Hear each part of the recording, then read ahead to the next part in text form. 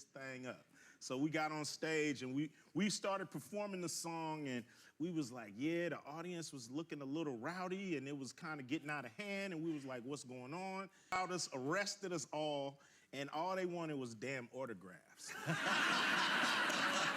I think that clip of Ice Cube talking about the cops is a good representation of how hip hop has gotten completely confused on what the real dangers are in the world. Today, I'm here to talk about black fatigue in music.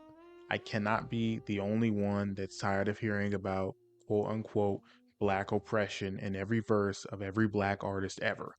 So, in this video, I'm going to be going over a series of points behind why I'm tired of hearing about it and why I believe the narrative is overall corrosive to society. And just as the disclaimer, this channel is not one of politics necessarily, but this is going to be a little bit more of a political video.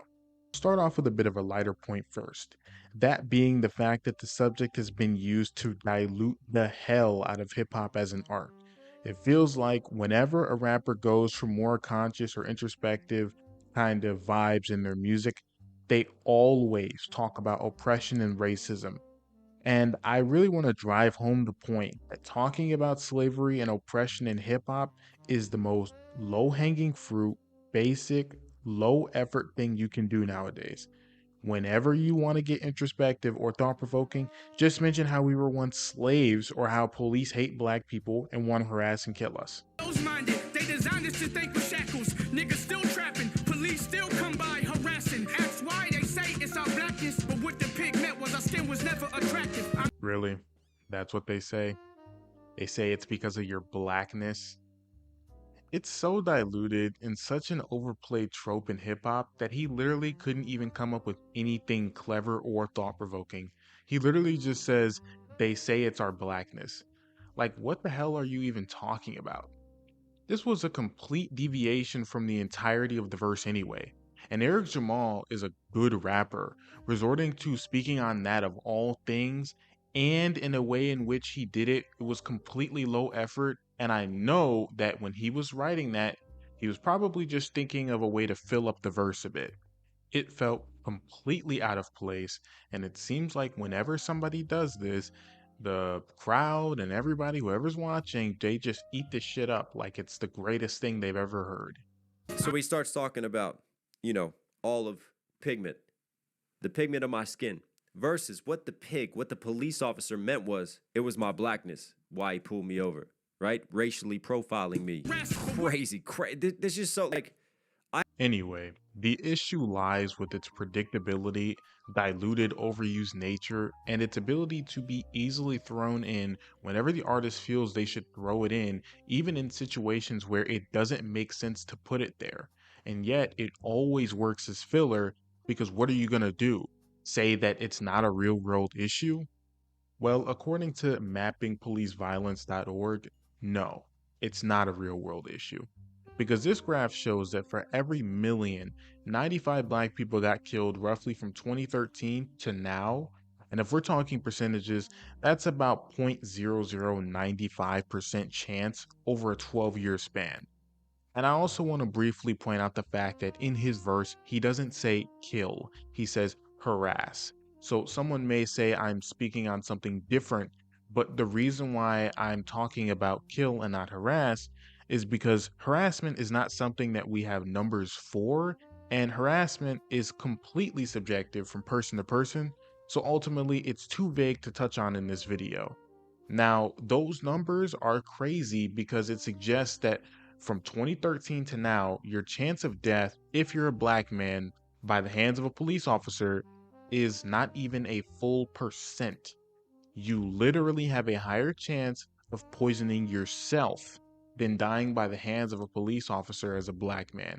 And isn't this the narrative To Pimp a Butterfly is all about? Black oppression and how police want to kill black people and hate them? And we hate po-po when they kill us dead in the street for sure. Or could it be the case that you hate police because they keep throwing you guys in prison for murdering people? Find one rebuttal that to the idea that black people make up 13% of the population but commit over 50% of the murders and crimes. Yeah, more black people are exonerated. More black people will go to jail for no reason, basically, and they're let out. Okay?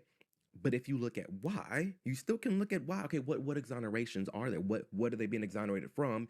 If you drill that down by murder, last time I checked, it was like 1,900 exonerations for murder since the 70s. To subtract that from the national average by year, you're still ending up with Black people committing more murders and robberies. And the more Black people accomplish, still the more excuses and justifications they make for themselves. They let a brother steer the ship and never told him that the ship was sinking. Right. Black man becomes president, does jack shit, and still it must have been because he was stifled by the system and therefore couldn't bring change. It's never the fault of Black people, it feels like. And for every song or every verse you can find of a Black artist or rapper holding other Blacks accountable, you can find at least 5 more of Blacks making excuses for their own behaviors or just talking about how they were slaves and therefore they're owed reparations or something. This is why I seriously don't care for albums like To Pimp a Butterfly because it preys on the feelings and traumas of Black people, over abusing slavery as if Black people are the only race that has ever been enslaved before. And spoiler, we're not. Every race has been enslaved, including white people. We're just the only race that talks about it this much.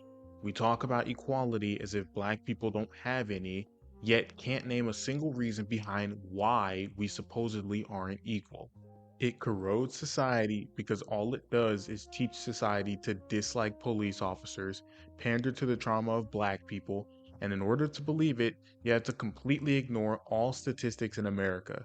If you really feel so strongly about how you're mistreated as a Black person, then why don't you take a plane to another country, revoke your citizenship, and never come back? I'm tired of hearing people talk bad about America like you aren't living on its soil right now. You have free reign to leave and never return since all you want to talk about is how our people were brought over as slaves. It's low effort, low hanging fruit to talk about, it's wildly inaccurate, it's corrosive to society, and it's simply overused and diluted hip hop, honestly, to the point to where whenever you hear it, it's almost as if it never even got said in the first place at this point. I think honestly that's all I pretty much have to say about the topic. I'm kind of over it. I just wanted to get this out there because when I saw Coast Contra upload that freestyle, I was just like, dude, why does it have to be this way? And since my channel is a music channel, I may as well just express how I feel about that Coast Contra freestyle and just say I really like that freestyle. I thought it was good. I think Taj had the best verse on there. I feel like Roz had he had too many, you know, gimmicks. I don't like all his, gimmicky shit he was doing. I think Eric Jamal did pretty good as well. I loved his bars. I just don't like how he made, kind of devoted almost an entire section of his verse to just slavery for no reason. Like he went from having a bunch of bars to just slavery. I think Rio obviously did the worst. He always does the worst in all of these freestyles, but he's a good rapper as well. And I like that little beat switch that they did. Again, I kind of like the beat prior, but I like that they're changing up the beat a little bit as the song goes on because what you notice is that rap groups tend to rap on the same beat. And because there's too many of them more often than not, that beat can kind of get stale from time to time. So I like that they're switching that up. Anyway, that's pretty much all I have to say about the video, and until next time.